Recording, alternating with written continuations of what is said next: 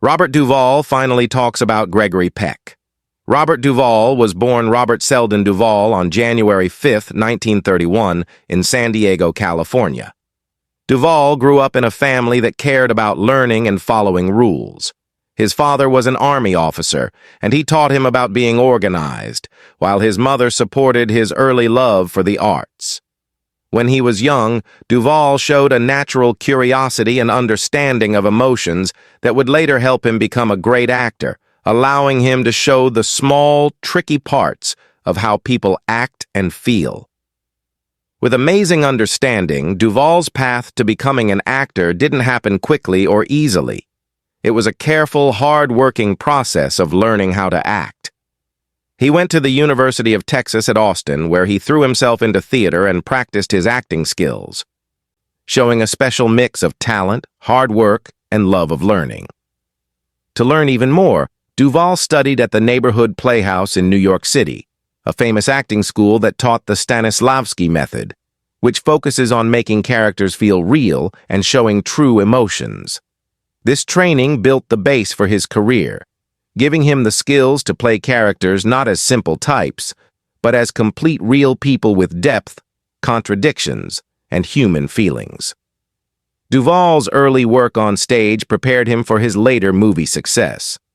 He got noticed for his performances in off-Broadway shows and slowly moved into television, where he appeared in many anthology series and made-for-TV dramas during the 1950s and early 1960s. Every role, no matter how small, showed his careful preparation and desire to be truthful in acting. His big break came with the 1962 Broadway show Wait Until Dark, and later with smaller roles in films.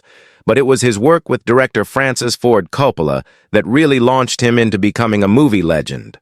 Robert Duvall's teamwork with Coppola on films like The Godfather, 1972, and Apocalypse Now, 1979, showed his amazing ability to show power, danger, and gentle humanity at the same time. As Tom Hagen in The Godfather, Duvall showed a mastery of quiet intensity, playing a character whose loyalty, smarts, and quiet strength became iconic. This role earned him praise from critics and made his reputation as an actor who could make every scene better. In Apocalypse Now, Duvall brought to life Lieutenant Colonel Bill Kilgore with a mix of bravery, humor, and scary coldness, creating a character that remains unforgettable in the history of war movies. Beyond his teamwork with Coppola, Duvall's career is known for amazing variety and brave exploration of different roles, from his Oscar-winning performance as Max Sledge in Tender Mercies, 1983, where he showed the delicate redemption of a washed-up country singer with incredible authenticity, to his detailed portrayal of a torn Vietnam veteran in The Great Santini, 1979. Duvall always brought depth, seriousness, and humanity to each character.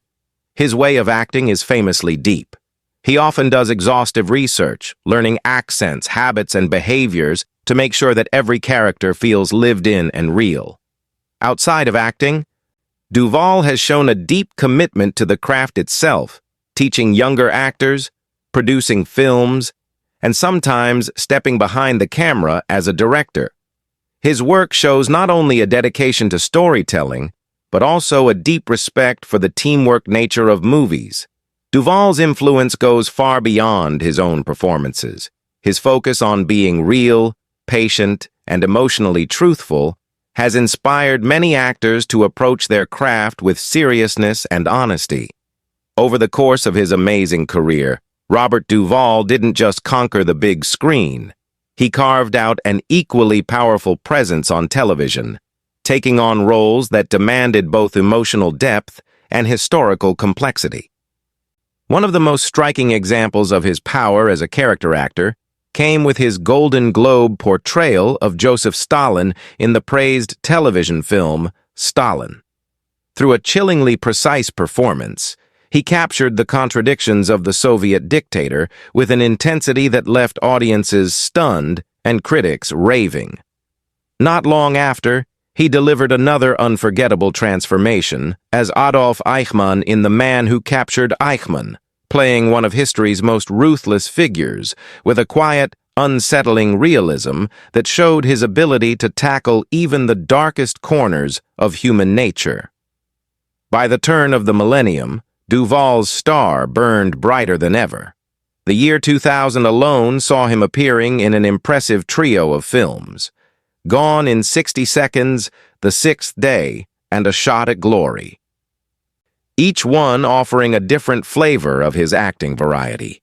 From high-speed heist action to science fiction mystery to heartfelt drama, he shifted between types with the ease of someone who had spent a lifetime mastering his craft. And he didn't slow down for a second. In the years that followed, he continued to surprise audiences with a steady stream of memorable performances, including the hauntingly personal Assassination Tango, the sweeping Civil War epic Gods and Generals, the critically praised Western Open Range, and the festive comedy Four Christmases. Films like the razor-sharp satire Thank You for Smoking and the touching indie drama Get Low further proved that Duvall could lift up any project, no matter the scale or subject matter.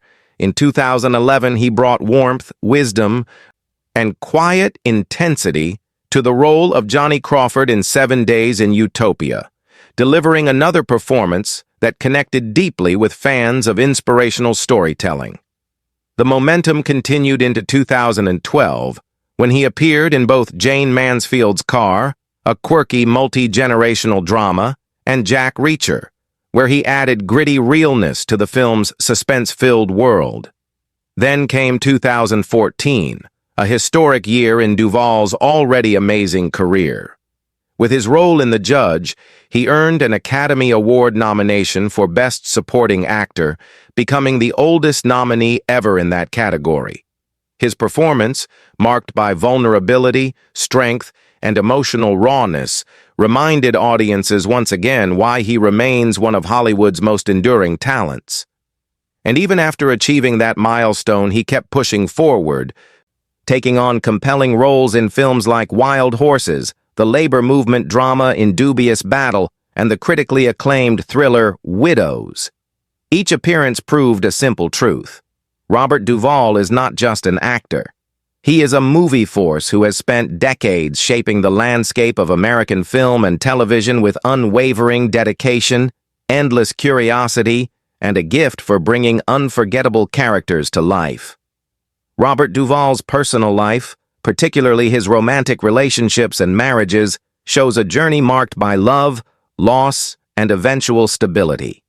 His first marriage was to Barbara Benjamin in 1964. Barbara Benjamin, whose background was relatively private compared to the world of Hollywood, became a central figure in Duvall's early adult life. Their marriage lasted for 17 years, spanning much of Duvall's rise to fame in film and theater. During this time, Duvall was changing from a budding actor with theater roots to an established Hollywood presence, taking on roles that would define his career.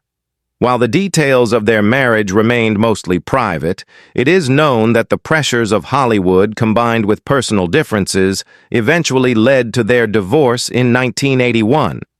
This marriage, however, was important as it gave Duvall a foundation in family life and the experience of long-term commitment, which would shape his views on relationships in later years. Following his divorce from Benjamin, Duvall married Gail Youngs in 1982. This second marriage came at a time when Duvall was fully established in Hollywood, enjoying praise from critics and professional success. Youngs was a model and actress, and their union brought a fresh chapter to Duvall's personal life, offering companionship and a renewed focus on family in the middle of a demanding career. Unfortunately, this marriage lasted only 4 years, ending in 1986. The end of his marriage to Youngs was another turning point, showing both the challenges of keeping a personal life in the spotlight and the changing priorities Duvall faced as an actor constantly in demand. Despite the shortness of their time together, this period allowed Duvall to explore new dimensions of closeness and partnership. Duvall's third marriage was to Sharon Brophy in 1991. Brophy was a professional woman with interests outside of Hollywood. giving Duvall a sense of grounding away from the pressures of the film industry. Their marriage, however, lasted only 4 years, ending in 1995. While not as publicly watched as his earlier relationships, this union represented Duvall's continuing search for lasting companionship and stability. The repeated challenges in his marital life did not seem to stop him from pursuing meaningful relationships. Rather, they show a man committed to personal connection, even in the face of setbacks. Finally, Robert Duvall found lasting love with Luciana Pedraza, whom he married in 2005. Pedraza, an Argentine actress and filmmaker, brought a shared passion for movies and creative teamwork into their marriage, matching closely with Duvall's lifelong dedication to storytelling. Their partnership has been marked by both romance and professional teamwork, offering a balance of personal happiness and mutual artistic support. Unlike Duvall's previous marriages, this union has lasted, becoming a cornerstone of his later life and showing the possibility of lasting love even after multiple previous relationships. Together, Duvall and Pedraza have lived a quieter, more private domestic life, often splitting their time between the United States and Argentina and nurturing both their personal and professional dreams. For decades, Robert Duvall avoided saying much publicly about his experience working alongside Gregory Peck on To Kill a Mockingbird, the 1962 classic that launched Duvall's film career and forever made Peck's place as the symbol of moral courage. But recently, Duvall finally opened up, thinking back not only on the making of the film, but also on how Peck's presence shaped him as a young actor. Duvall remembered that stepping onto that set for the first time felt like crossing an invisible doorway into a new world. "I was just a kid from the stage trying to figure it all out," he said, "and then there's Gregory Peck, tall, calm, and carrying that quiet authority you just couldn't ignore." Duvall explained that To Kill a Mockingbird, released in 1962, wasn't just another film version. It was a cultural moment. The story, the timing, and the people involved made it something bigger than any one actor. Yet Peck somehow managed to lift it even higher. Duvall remembered watching Peck as Atticus Finch and realizing he wasn't just performing a role, he was living it. He had this moral backbone. Duvall said, "You felt it even when the cameras weren't rolling." Gregory was the kind of guy who didn't have to raise his voice to make a point. Being around that changed me. Even though Duvall's own role as Boo Radley was quiet and mysterious, he said Peck took the time to treat him like an equal, something that mattered deeply to a young actor making his film debut. "He didn't have to talk to me the way he did," Duvall remembered. "I barely had any lines. Hell, I barely had any words. But he came over, introduced himself, and made sure I knew I belonged there. That stuck with me for the rest of my life." Duvall also spoke about the feeling on set and how much responsibility Peck carried, not only as the lead actor, but as a kind of moral guide for the entire project. According to Duvall, Peck understood the weight of Harper Lee's story, especially in the early 1960s when racial tensions were at a boiling point. Gregory carried that story like it was sacred. Duvall said he treated it like a duty. He wanted to do it right. Not just for the audience, but for the people who lived through that kind of injustice. Despite Peck's calm presence, Duvall remembered how intense some of the filming days were. Long hours, heavy themes, and enormous expectations. But Peck never seemed rattled. He was unshakable. Duvall said, "Some actors get nervous, they fidget, they pace. Gregory just stood there still focused. It was intimidating at first, but then you realized it came from a place of deep understanding." Duvall also revealed that Peck gave him one of the most meaningful pieces of advice he has ever received. He told me, "You don't have to say much for people to hear you." And for a guy playing Boo Radley, that was pretty perfect.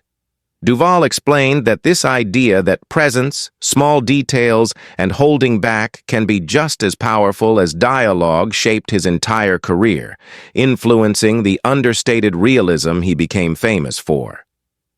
Even now, decades later, Duvall speaks of Peck with genuine warmth.